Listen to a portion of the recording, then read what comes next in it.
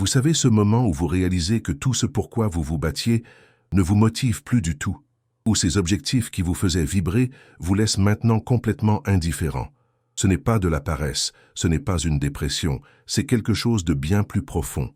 Quand le sens rencontre le statut, l'ancienne motivation s'estompe souvent. Ce n'est pas un défaut, c'est une mise à jour.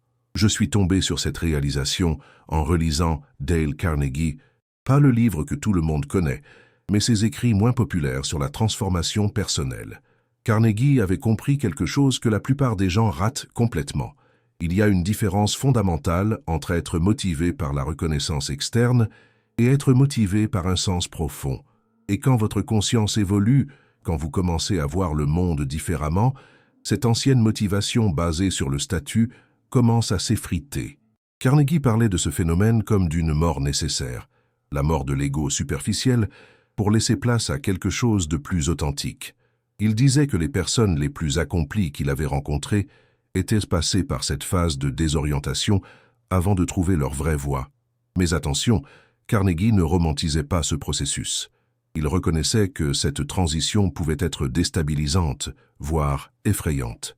L'éveil spirituel, appelons-le comme ça même si le terme peut déranger certains, n'est pas toujours cette expérience lumineuse qu'on nous vend sur Instagram. Souvent, c'est plutôt un démantèlement progressif de tout ce qui nous définissait avant. Vos anciens objectifs vous paraissent soudain vides de sens. Cette promotion que vous visiez, elle vous laisse froid. Cette voiture de luxe que vous économisiez pour acheter, elle vous semble maintenant superficielle. Ce regard des autres que vous cherchiez tant à obtenir, il perd de son importance. Et là, vous vous retrouvez dans une zone inconfortable. Vous n'êtes plus motivé par les mêmes choses, mais vous n'avez pas encore trouvé ce qui va remplacer cette motivation. C'est comme si on vous avait retiré le carburant de votre moteur sans vous dire par quoi le remplacer.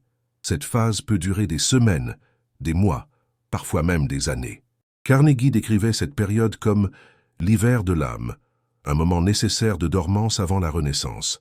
Mais contrairement à ce que beaucoup pensent, ce n'est pas un processus passif. Il y a des actions concrètes à prendre pour naviguer cette transition avec plus de fluidité et moins de souffrance. Le premier choc, c'est quand vous réalisez que vos objectifs de statut ont perdu leur attrait. Vous savez, ces objectifs qu'on nous enseigne dès l'enfance. Avoir plus d'argent, plus de reconnaissance, une meilleure position sociale, plus de followers, une maison plus grande, une voiture plus impressionnante. Tout cela commence à vous sembler creux. Ce n'est pas que vous devenez soudainement antimatérialiste ou que vous rejetez le succès. C'est plutôt que vous commencez à voir ces choses pour ce qu'elles sont vraiment. Des moyens, pas des fins. Et quand vous réalisez que vous avez passé des années à poursuivre des moyens en croyant que c'était des fins, ça crée un choc existentiel majeur. Carnegie appelait ça le réveil de l'illusion. Il expliquait que la plupart des gens vivent dans une illusion collective où le statut social est confondu avec la valeur personnelle. Quand cette illusion se brise, c'est libérateur mais aussi terrifiant. Libérateur parce que vous n'êtes plus esclave de ces attentes externes.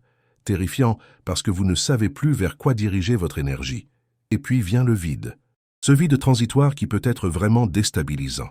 Vous vous levez le matin et vous ne ressentez plus cette urgence qui vous poussait avant. Vos projets vous semblent moins importants. Votre ambition semble s'être évaporée. Vous pourriez penser que quelque chose ne va pas chez vous, que vous avez perdu votre drive, votre capacité à réussir. Mais en réalité, c'est votre système de valeurs qui fait une mise à jour majeure. Comme un ordinateur qui redémarre après l'installation d'un nouveau système d'exploitation. Pendant quelques minutes, l'écran est noir. On ne sait pas si ça va remarcher. Mais ensuite, tout fonctionne mieux qu'avant. Ce vide n'est pas un problème à résoudre, c'est un espace à habiter temporairement. Carnegie insistait sur l'importance de ne pas paniquer pendant cette phase. Il conseillait de voir ce vide comme un laboratoire de possibilités, plutôt que comme un gouffre à fuir. Maintenant, comment naviguer cette transition de manière intelligente?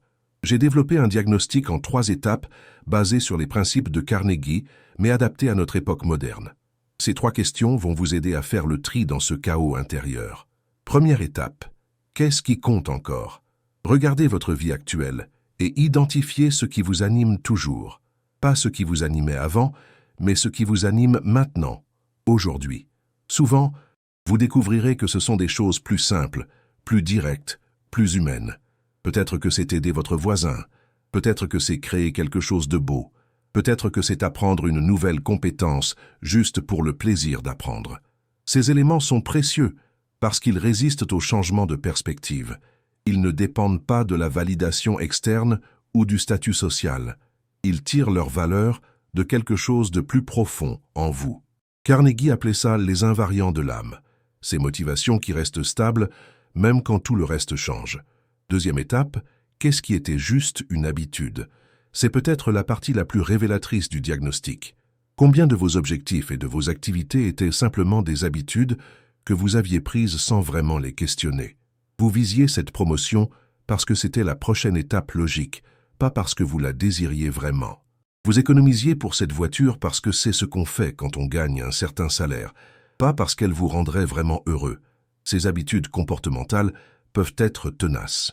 Même quand votre système de valeurs change, ces patterns automatiques continuent de tourner en arrière-plan. C'est normal et c'est temporaire, mais il faut les identifier pour ne pas les confondre avec vos vraies priorités. Troisième étape, qu'est-ce qui est du bruit? Dans notre époque hyper connectée, nous sommes bombardés d'informations sur ce que nous devrions vouloir, comment nous devrions vivre, quels objectifs nous devrions poursuivre. Une grande partie de votre ancienne motivation était peut-être simplement du bruit externe que vous aviez intériorisé. Les réseaux sociaux, la publicité, les attentes familiales, la pression sociale, tout cela crée une cacophonie d'objectifs qui ne sont pas vraiment les vôtres. Quand vous commencez à vous éveiller à qui vous êtes vraiment, ce bruit devient assourdissant et vous devez apprendre à le filtrer. Carnegie était déjà conscient de ce phénomène dans les années 1930. Il parlait de l'opinion publique manufacturée et conseillait à ses lecteurs de développer leur propre boussole interne. Aujourd'hui, ce conseil est encore plus crucial.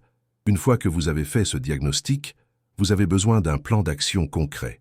J'ai développé ce que j'appelle le protocole REMAP, un système de 14 jours pour recalibrer votre motivation. Ce n'est pas une solution miracle, mais c'est un framework structuré pour sortir de la paralysie et commencer à avancer dans une nouvelle direction. R pour redéfinir. Choisissez un seul objectif et redéfinissez-le en termes de sens plutôt qu'en termes de statut. Par exemple, au lieu de « je veux être reconnu comme un expert dans mon domaine », redéfinissez en « je veux maîtriser mon craft » pour pouvoir aider d'autres personnes de manière significative.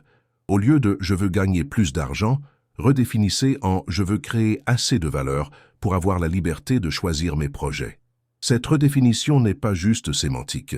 Elle change fondamentalement votre relation à l'objectif. Quand vous visez la reconnaissance, vous dépendez des autres pour valider votre succès. Quand vous visez la maîtrise pour servir, vous gardez le contrôle de vos critères de succès. E pour expérimenter. Consacrez 20 minutes par jour à expérimenter avec cette nouvelle définition de l'objectif. Si votre objectif redéfini est de maîtriser votre craft, utilisez ces 20 minutes pour pratiquer délibérément une compétence spécifique. Si c'est de créer de la valeur, utilisez ce temps pour prototyper une idée, pour aider quelqu'un, pour apprendre quelque chose de nouveau. L'important, c'est la régularité et l'intentionnalité. Ces 20 minutes ne sont pas du temps perdu. C'est du temps investi dans votre nouveau système de motivation. Carnegie insistait beaucoup sur l'importance des petites actions quotidiennes pour créer des changements durables. M pour mesurer. Tracking simple mais efficace. Notez votre niveau d'énergie, la qualité de votre sommeil et votre capacité de concentration. Pas besoin de système compliqué, juste une échelle de 1 à 10 chaque jour. Vous allez commencer à voir des patterns. Les jours où vous travaillez sur quelque chose de significatif, votre énergie sera différente. Votre sommeil sera plus réparateur. Votre focus plus naturel. Cette mesure objective vous aide à sortir de vos impressions subjectives. Souvent, on pense qu'on ne progresse pas alors que les données montrent le contraire. Ou inversement, on croit aller mieux alors que le corps nous dit autre chose. A pour aligner. Une fois par semaine, partagez votre expérience avec une personne de confiance. Pas pour recevoir des conseils, mais pour verbaliser ce que vous vivez. Carnegie avait compris l'importance du soutien social dans les périodes de transition. Mais attention, choisissez bien cette personne. Elle doit être capable de vous écouter sans jugement et sans essayer de vous ramener à vos anciens patterns. Cette conversation hebdomadaire sert aussi de checkpoint. En expliquant à quelqu'un d'autre ce que vous vivez, vous clarifiez vos propres pensées. Vous identifiez plus facilement les résistances, les peurs, les sabotages inconscients. P pour élaguer. Chaque semaine, identifiez une obligation sans signification et éliminez-la de votre vie. Ça peut être un abonnement inutile, une relation toxique, une activité que vous faites par habitude, un engagement social qui vous vide. L'élagage est crucial parce qu'il crée de l'espace pour ce qui compte vraiment. Beaucoup de gens essaient d'ajouter du sens à leur vie sans rien enlever. Résultat, ils se retrouvent submergés et abandonnent. Carnegie recommandait la soustraction stratégique, enlever consciemment ce qui ne sert plus pour faire de la place à ce qui pourrait servir. Ce protocole de 14 jours n'est pas magique, mais il est efficace parce qu'il combine action et réflexion, individuelle et sociale, ajout et suppression. Il respecte le fait que changer de système de motivation prend du temps tout en donnant des outils concrets pour accélérer le processus. Maintenant, parlons des projets passerelles. C'est peut-être la partie la plus pratique de cette approche. Quand vous sortez d'une motivation basée sur le statut, vous avez besoin de projets qui vous reconnectent à votre nouveau système de valeurs, tout en vous donnant un sentiment d'accomplissement concret. Un projet passerelle a 3 caractéristiques essentielles. D'abord, il doit créer un service réel pour d'autres personnes, pas du service théorique ou abstrait, mais quelque chose de tangible qui améliore concrètement la vie de quelqu'un. Ça peut être aussi simple qu'organiser un atelier gratuit dans votre domaine d'expertise, ou aussi ambitieux que lancer un projet social dans votre communauté. Cette dimension de service est cruciale parce qu'elle vous reconnecte à votre interdépendance avec les autres. Beaucoup de projets de statut nous isolent dans une compétition permanente. Les projets de service nous rappellent que notre épanouissement est lié à celui des autres. Deuxième caractéristique, le projet doit utiliser une compétence qui compte vraiment pour vous. Pas forcément votre compétence professionnelle principale, mais quelque chose que vous maîtrisez et qui vous anime. Carnegie parlait de l'importance d'aligner compétence et passion. Quand vous utilisez une compétence que vous aimez pour servir les autres, vous entrez dans ce qu'il appelait l'état de flow naturel. Cette compétence peut être technique, artistique, relationnelle, organisationnelle. L'important, c'est qu'elle soit authentiquement vôtre et qu'elle ait été développée par choix, pas par obligation. Troisième caractéristique, le projet doit avoir une portée finie. Un début, un milieu, une fin. Pas un engagement ouvert qui risque de devenir une nouvelle source de stress. Carnegie recommandait ce qu'il appelait les victoires complètes. Des projets qu'on peut mener à terme et célébrer avant de passer au suivant. Cette limitation temporelle est libératrice. Elle vous permet d'expérimenter sans craindre de vous engager pour la vie. Elle vous donne aussi la satisfaction de finir quelque chose, sentiment souvent absent quand on poursuit des objectifs de statut qui n'ont pas de fin claire. Exemple concret de projet passerelle. Organisez un atelier gratuit sur votre expertise pour des jeunes de votre quartier. Créez un petit documentaire sur un sujet qui vous passionne et le partagez librement. Lancez un groupe de lecture dans votre communauté. Développez une application simple qui résout un problème spécifique. Écrire et auto-publier un guide pratique sur quelque chose que vous maîtrisez. Ce qui rend ces projets puissants, c'est qu'ils créent un cycle vertueux. Plus vous servez les autres avec vos vraies compétences, plus vous développez ces compétences. Plus vous les développez, plus vous pouvez servir. Et plus vous servez, plus vous ressentez ce sentiment de sens qui remplace l'ancienne motivation basée sur le statut. Carnegie avait observé que les personnes les plus épanouies qu'il connaissait étaient celles qui avaient trouvé un moyen de transformer leur talent en service. Pas par sacrifice ou altruisme abstrait, mais parce qu'elles avaient découvert que c'était la forme de motivation la plus durable et la plus satisfaisante. Ces projets passerelles servent aussi de laboratoire pour tester votre nouveau système de valeurs.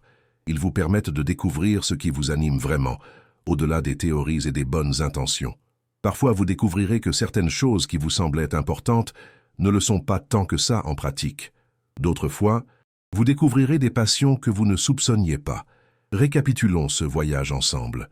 Nous avons exploré pourquoi l'éveil spirituel peut tuer votre ancienne motivation, non pas par destruction, mais par évolution. Comme Carnegie l'avait compris, il y a une différence fondamentale entre être motivé par le statut et être motivé par le sens. Quand votre conscience évolue, cette ancienne motivation devient obsolète. Nous avons vu que cette transition passe par plusieurs phases. Le choc initial, quand vos objectifs de statut perdent leur attrait, le vide transitoire qui peut être déstabilisant mais qui est nécessaire, puis la possibilité de reconstruction sur de nouvelles bases. Le diagnostic en 3 étapes vous aide à faire le tri. Identifier ce qui compte encore, reconnaître ce qui était juste habitude, éliminer ce qui n'était que du bruit externe. Ce tri est essentiel pour ne pas jeter le bébé avec l'eau du bain. Le protocole REMAP vous donne un framework concret pour les 14 premiers jours. Redéfinir un objectif en termes de sens, expérimenter quotidiennement, mesurer objectivement vos progrès, vous aligner avec quelqu'un de confiance, élaguer progressivement ce qui ne sert plus. Les projets passerelles vous permettent de tester concrètement votre nouveau système de motivation. Créer un service réel. Utiliser une compétence authentique, dans un cadre temporel défini. Ces projets créent un pont entre votre ancienne vie et votre nouvelle direction. Mais il y a quelque chose d'important que Carnegie avait prévu et qui se vérifie aujourd'hui plus que jamais. Il parlait de ce moment où l'empathique à bout surprend le narcissique. Quand vous sortez de la course au statut pour vous concentrer sur le service et le sens, vous développez une forme de pouvoir différente. Moins visible, mais plus durable. Les personnes qui sont encore prisonnières du système de statut ne comprennent pas cette transformation. Elles peuvent interpréter votre nouveau calme comme de la faiblesse, votre détachement des anciennes récompenses comme un manque d'ambition. Mais en réalité, vous développez une forme de force qui ne dépend plus de la validation externe. Carnegie avait observé que les leaders les plus influents qu'il avait rencontrés étaient souvent ceux qui avaient traversé cette transformation. Ils avaient une présence différente, une autorité qui venait de l'intérieur plutôt que du titre ou du statut. Ils étaient capables d'inspirer les autres, non pas par leurs accomplissements externes, mais par leur authenticité et leur service. Cette transformation n'est pas toujours comprise ou appréciée par l'entourage. Certaines personnes peuvent se sentir menacées par votre évolution. D'autres peuvent essayer de vous ramener à vos anciens patterns. C'est pourquoi il est crucial de s'entourer de personnes qui comprennent ou au moins respectent votre processus. Mais quand cette transformation est complète, quand vous avez vraiment intégré votre nouveau système de motivation, quelque chose de surprenant se produit. Vous découvrez que vous êtes plus efficace qu'avant, pas moins. Vous découvrez que vous inspirez plus de respect qu'avant, pas moins. Vous découvrez que vous avez plus d'impact qu'avant, pas moins. La différence, c'est que maintenant tout cela vient naturellement, sans effort forcé, sans épuisement constant. Votre motivation est devenue durable parce qu'elle ne dépend plus de facteurs externes que vous ne contrôlez pas. Carnegie terminait souvent ses écrits sur cette transformation par une métaphore simple. Passer de l'agitation de surface au courant profond. Les vagues de surface sont visibles et bruyantes, mais elles changent constamment de direction selon le vent. Les courants profonds sont invisibles depuis la surface, mais ils sont constants et puissants. Ils peuvent porter un navire sur des milliers de kilomètres sans effort.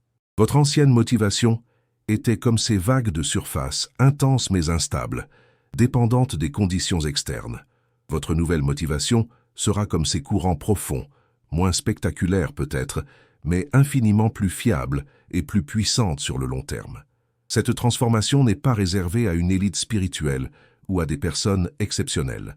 C'est un processus naturel d'évolution humaine qui devient accessible quand nous sommes prêts à lâcher prise sur nos anciennes définitions du succès et à explorer ce qui nous anime vraiment. L'invitation maintenant, c'est de commencer ce processus avec bienveillance envers vous-même. Pas besoin de tout révolutionner d'un coup. Commencez par le diagnostic. Identifiez ce qui compte encore. Reconnaissez ce qui était habitude. Éliminez ce qui était du bruit. Puis testez le protocole REMAP sur 14 jours. Et enfin, lancez-vous dans un premier projet passerelle. Cette transition de la motivation par le statut vers la motivation par le sens n'est pas une perte, c'est une upgrade. Comme Carnegie l'avait compris il y a près d'un siècle, c'est le passage de l'adolescence psychologique à la maturité spirituelle. Et dans notre monde actuel, cette maturité n'est plus un luxe. C'est une nécessité pour quiconque veut vivre une vie épanouie et avoir un impact positif durable.